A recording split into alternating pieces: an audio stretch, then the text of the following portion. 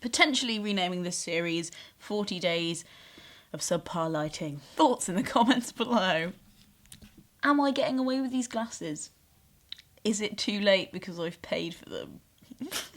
Past the point of potential return. Probably gonna stay here. Today's question comes from Una Sunflower, and she says, God, I feel like I'm on SMTV Live. I should have one of those booths with postcards that viewers have sent me in. She asks, how do I feel capable of living on my own? I.e. leaving my parents' home. I'm moving to Ireland for a semester and I'm scared. Thanks, babe. So I used to be really scared of driving. Bear with. You trusted me on the narrative of the little food thing that turned into the little career revelation. You remember, trust me. So I used to be really scared of driving. And then I started watching other people on the road and my dad was driving and I realised how fucking stupid everybody else was. And it's kind of the same with this. It's not that like a lot of these adult tasks like moving out or driving or paying tax are like not daunting things.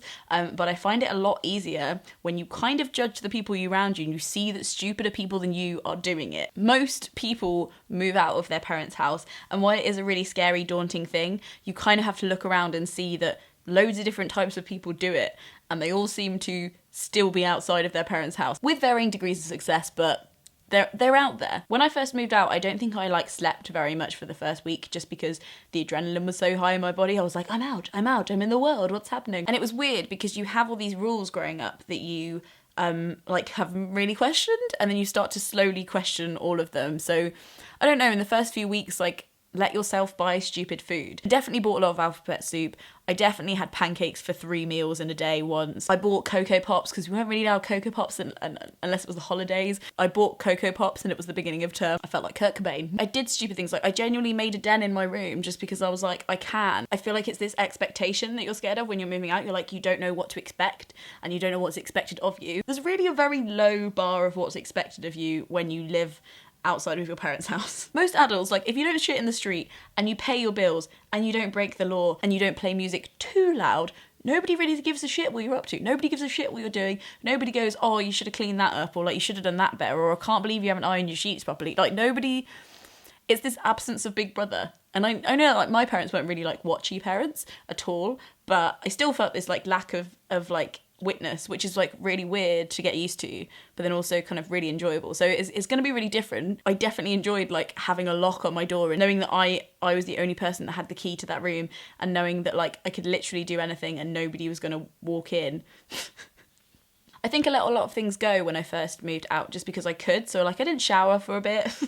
So I'm just exposing how immature I am. Didn't shower for a bit just to see what it would be like to not shower.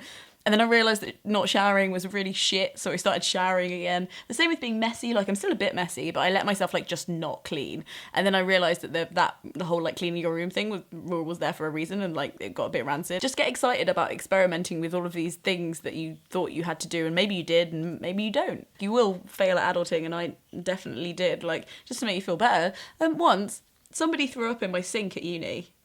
And I didn't fancy cleaning it, and it was too thick to go down the plug hole. So I wet a towel, and I just put the towel over the sink.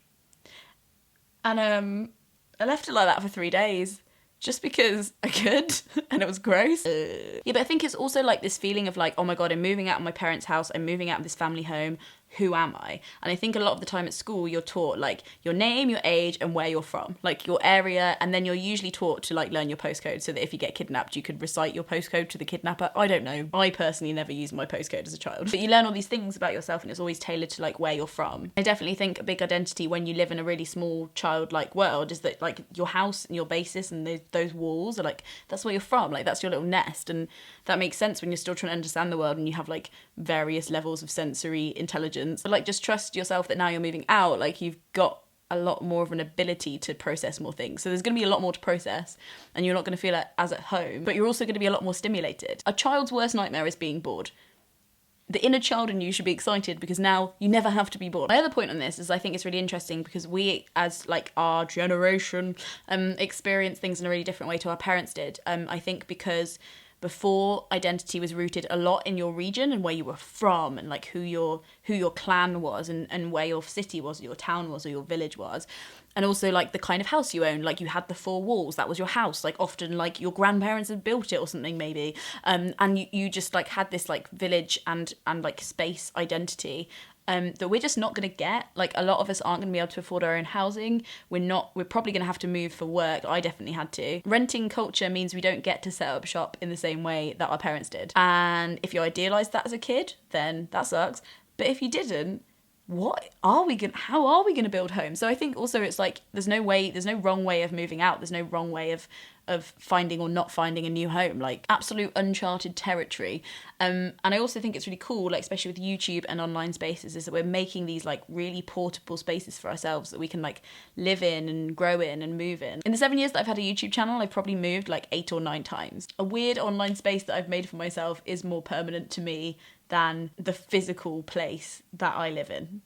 Weird. So yeah, I guess like it's not just this daunting task of moving out of your family home and having to replicate that somewhere else and feeling like that's impossible. But you don't have to replicate what you already had, and you don't have to replicate it straight away. And maybe you don't replicate it at all. Maybe you find something different and better for you in the now. I definitely don't feel like I have a home. Like, I'm probably going to be renting for a very, very long time, and I move all the time, and it's always dependent on, like my landlords or who fancies, people can turn you out of your physical home at any time if you're a millennial. So that's why when the press criticises online spaces and how homely we've made them and how we've hung our own paintings on the walls and how we've got our own ideas and our own rules and concepts and art, they don't like that. They don't like that we've set up home online, but we just created a new way to have a village and a new way to understand yourself, and that's okay because it's just evolution, I believe. I think like I've started to like find a little local place in me. Like, I am my local. Invite people to your local pub in your heart. Drink beers and be merry. Oh, I've written a moral down here. I did make a note. I never usually script these. This isn't scripted, but I have made one note for this video here.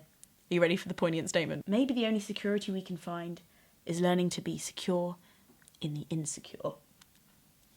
I think I'm so poignant at 3 a.m, I swear to God. Yeah, get used to being uncomfortable because it's where all the best art is made and it's where all the best fun is had. And make it your home. Buy some throw pillows for your soul. I think these glasses are turning me into a hippie. Frogs not go out.